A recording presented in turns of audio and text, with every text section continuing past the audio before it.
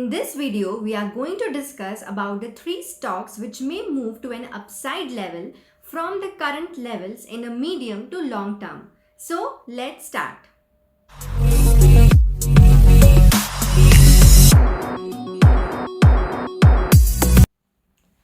D-Mart is a company that offers groceries, stationery items, home care and personal care products, and even toys and games and many other items under one roof. So it has its first strength is that it has a diversified product portfolio.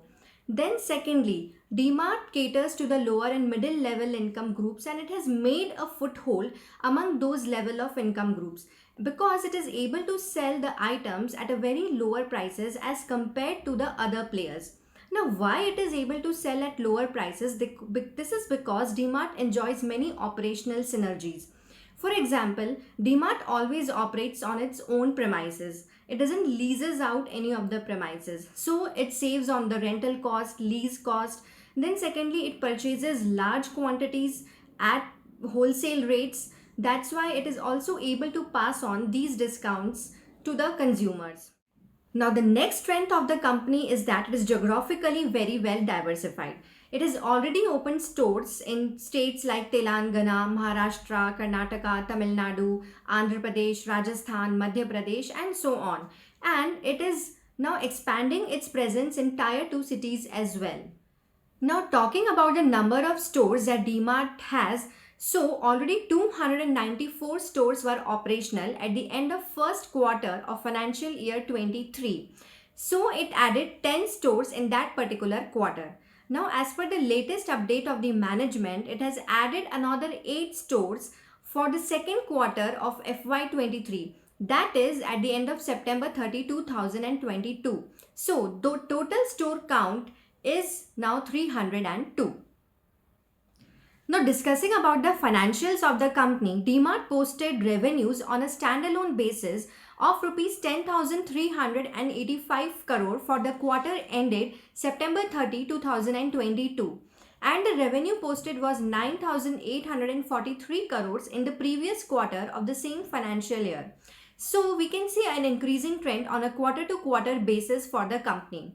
Also, when we see the graph, so the revenue on an annual basis shows an increasing trend. Net profits also show an increasing trend, and earning per share is also increasing for the company on a year-to-year basis. The interesting point to note here is that the company has zero debt on its balance sheet. So it is a very much positive for the company that the company has no debt.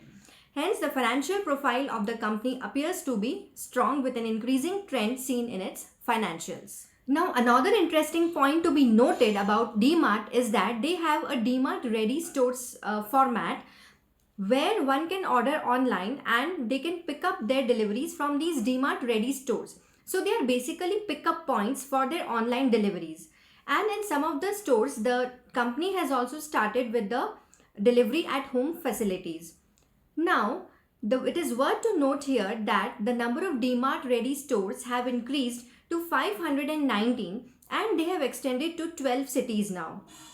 And this D-Mart Ready stores are expected to break even their EBITDA by the financial year 25. So this is again a positive for the company that these D-Mart Ready stores format also contribute to the sales and profits of the company. The factors that work in favor of the company are a competitive advantage that it enjoys in the terms of pricing over its peers. Secondly, it has a zero debt in its balance sheet, strong foothold among the lower and the middle level income groups, and it has strong financials. Hence, D-Mart is poised to grow in the medium to long term. Another company that we are going to discuss about is Campus Activewear.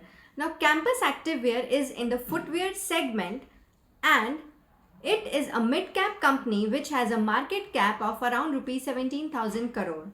The IPO of this company came in this very financial year 2022 in the month of May. Now, it got listed at rupees 355 against the offered price of rupees 292, giving its investors an IPO premium of around 22%. So now let's analyze this company to see whether still you can add it in your portfolio. Now, Campus operates in the athleisure and the sports footwear segment in India, and it is one of the few players that is operating in this segment. Now, Campus has a pan-India presence with North region contributing around 50%. Now, it offers an affordable price range because the market is dominated by MNC players like Nike, Puma, and so on. The company has three price levels where it operates. So the first is the entry level where the products are priced below 1050. The second is a semi-premium range where the products are priced between 1050 to 1500, and then the premium range where the products are priced above rupees 1500. Now it is worth to note here that the revenue contribution from the premium category has increased to 41% in FY22 from 25% in financial year 21. Now similarly, the company's demand of the products is going to increase in future because now there is a growing awareness among the people about health and fitness, and there are marathons going on, and even the youngsters and the teenagers, this athleisure brand has made a fashion statement among the youngsters. That's why the demand for these kind of products is expected to increase in the future. Campus has a market share of 17% for financial year 21. Now, analyzing its financials and discussing them, as per the quarterly update by the company, Campus posted revenue from operations of 337 crores in the quarter first of financial year 23. And in the last quarter, that is Q4 of FY22, the revenue from operations were 352 crore. So we can see that there is a slight decline in its revenue, but still it's not much. Now similarly, when we see on an year-to-year basis, so the revenue from operations in FY22 were 1194 crore as compared to the revenues in FY21, which were 711 crore. So there is a massive increase in these on a year-to-year basis, but it should also be kept in mind that FY21 had a COVID effect also in that year. But however, the company has been posting strong revenues over the years. The EBITDA margin and the net margin for the company are also strong. The EBITDA margin has remained in the range of 18 to 20%. Now when we look at the peer comparison table, we can see that the sales of Campus and Metro are very near to each other, but the other two like Bata and Relaxo, the sales are higher for them. But the thing here to note is that Bata and Relaxo, the growth in revenue from operations is not as much as what has happened in the Campus.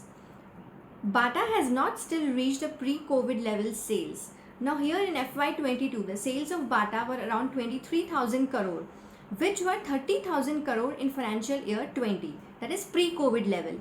And FY22 was also a zero COVID year. So the sales are not growing at a much faster rate. Also in the case of Relaxo, the growth in sales was seen at 12%, whereas in Campus it was more than 50%. When we look at the operating margins, it is doing better than both Bata and Relaxo, however lower than Metro brands. And also the return on equity is at par with Relaxo, and however it is lower than Metro, but as it scales its operations and expands, and also its strategies of growing by D2C business, that will increase its margins, and more contribution from the premium based products will also increase its margins. So that will help Campus to scale up when compared to the peers.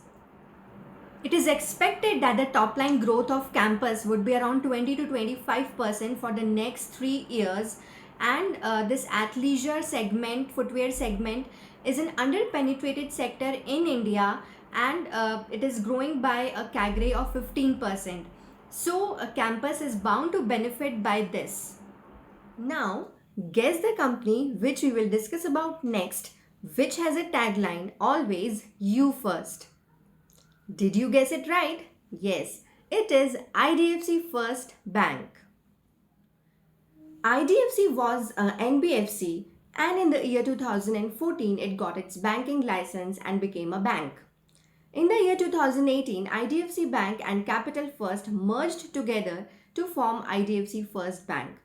Since the merger, the bank focused on its retail business, which has fast forwarded its growth.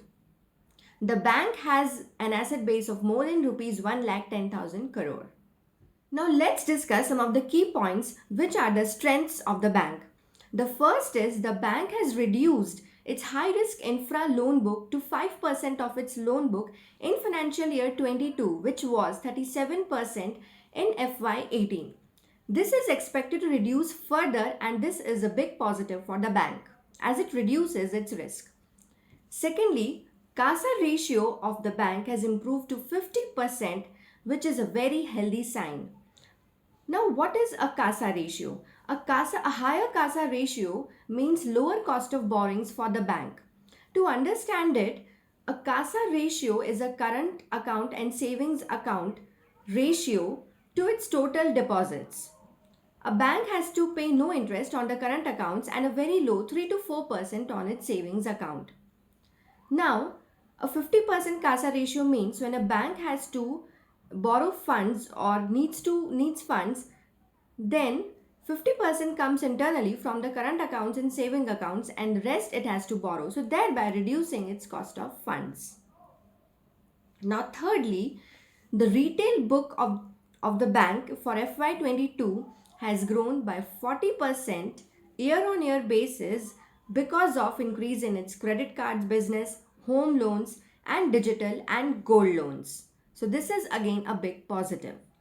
The bank posted highest ever net profit of rupees 485 crore in the first quarter of financial year 23 as compared to the losses of 621 crore in quarter first of FY22. So this is a massive jump in its profits. The bank's total income also grew by 17% to 5,777 crore in the Q1 of FY23, which was 4,932 crore in the Q1 of FY22. Also on the similar lines, the net interest income grew by 26% and the net interest margin improved to 5.9% from 5.5% in the quarter first of FY22. The asset quality of the bank has also improved as the gross NPAs to its advances came down to 3.36% from 4.61% a year ago. Similarly, the return on assets has increased to near 1% and it is expected that it will go on increasing from here. Now, one point to note here is that the bank had major exposure to Vodafone's outstandings, and now, to its benefit, Vodafone has also started paying on time. So, this risk has also mitigated for the bank. So, keeping all these points in mind, and the growth momentum of the bank will continue from this. So, one can think from a medium to long term on this bank. This was not a recommendation to buy these stocks but an analysis on these stocks. Please do share, like, and subscribe if you like our analysis, and do let us know in the comment box on which of these stocks would you like to invest.